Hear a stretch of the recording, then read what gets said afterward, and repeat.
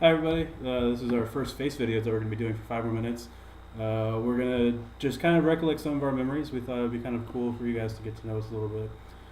Me being the oldest member of 5 More Minutes, I'm Bookworm, by the way, if you couldn't tell by my voice. By the way, for those of you that are wondering why I'm called Bookworm, it's not because I play TEW and book all the time. It's actually because at some point I'm going to start doing book reviews. I love reading. But that's not what these videos are about. These are our first video game memories. Me being the oldest person in the bunch, I get to go back way far to the original Nintendo. I'm not old enough to reach the Ataris, but I did get my first Nintendo in, let me do quick math here, I believe the year was 91. I was in preschool. I was 4 years old at the time. Now, those of you that want to do the math can find out that I'm almost 27. I got my first Nintendo because my preschool teacher, she was worried about my hand-eye coordination, so she told my parents, hey, get him a Nintendo. It'll help him out. By the way, that's the coolest teacher ever. Or she was on the payroll for Nintendo. Not sure. Yeah, and it did help my hand-eye coordination. I'm a drummer now, probably because of the fact that I have hand-eye coordination thanks to playing the original Nintendo. I don't remember what day it was. I just remember I was probably still in school, but I remember for some reason we came home, probably from school, and there was a Nintendo. And my dad and a friend of ours were playing, I think they were playing a game they rented. It was like a bowling game. But they also, we got the Mario Duck Hunt combo with the light gun, and that was the first game I remember ever playing. In fact, that year I got really, really sick with bronchitis. I ended up getting it like 4 times in a year. And one of the nights my dad, I was coughing or sick or whatever, and so I couldn't sleep, so he took me out. Sorry, I'm adding Texas in front of me, trying to tell me something I don't know what it is.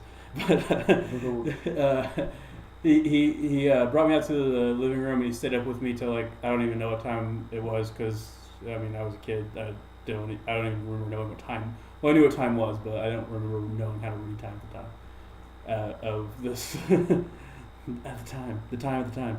Anyway, so we stayed up all night playing Super Mario Brothers. I personally, I talk about Nintendo hard, and Nintendo's hard. Some of my favorite games. That was a cool memory for me and my dad. We stayed up all night and played Mario, and then he fell asleep at some point, and I watched cartoons after that. But some of my favorite games were probably some of the hardest ones. If those of you that remember Cybernoid, which I couldn't remember the name of the game until recently.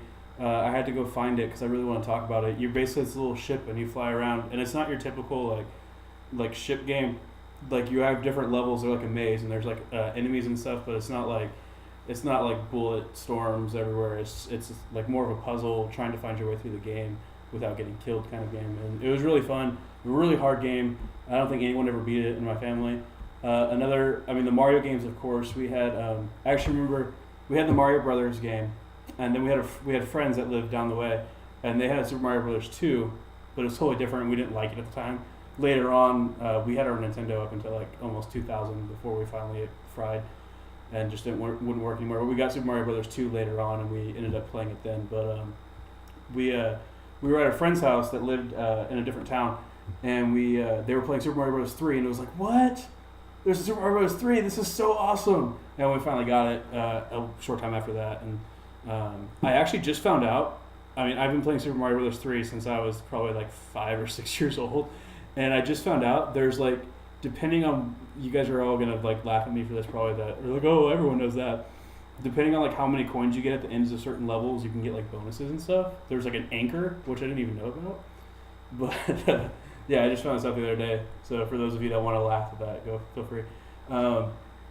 But yeah, some other memories, we never really beat any of those games. The other one was Journey to Silius, which is a really awesome, fun game. It was actually supposed to be a Terminator game, but they lost the license, and the game turned out to be Journey to Silius, it's an amazing game. Never beat it, but I still love playing it today when I can get my hands on a Nintendo.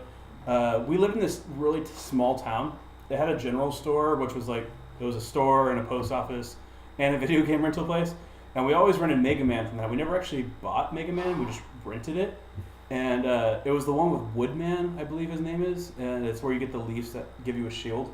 And he always did this little pose at the beginning where beat his chest. And I'm 4 years old at the time, so I would do it with him. just because that's what 4-year-olds do.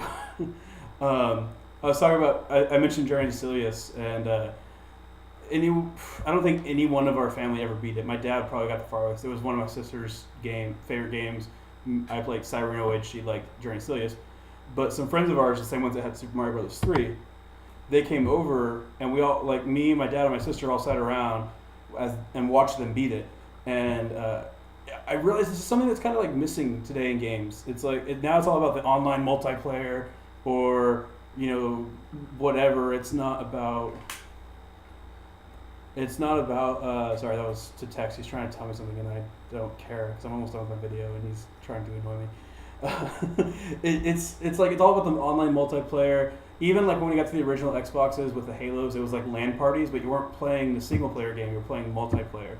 And back then, you can get like a group of like the neighborhood kids would all come to your house and you got the new game or whatever, and you'd all sit around and pass the controller around, and you're all trying to beat it. You get to that last boss, you have like one life left, and like everyone's waiting with their breath held. They're on the edge of their seat and like thinking like he's gonna do it, and then you either die and like or you when you finally do it though, there's this sense of like, yeah, we did it! Like all of you feel like you accomplished something because you all helped in getting to that final boss. And I really miss that about games. I really wish there was a way to bring that back. But just with the way things are going, it's just more and more. It's like, we'll go play online multiplayer and maybe do the single player mission. I love single player missions. I think that's the root of what the game is. I think this whole like people doing video game games like you have to have multiplayer in the game. It just takes away from what could be a really cool game and making it like two separate average games or worse, So that's all for me. Gummy should be having a version of his video as well that we're going to splice together. And Tex says that he's going to have one too. So we'll actually get a whole 15-minute video out of this. I'm talking now, I'm telling you about it. But their parts will be next.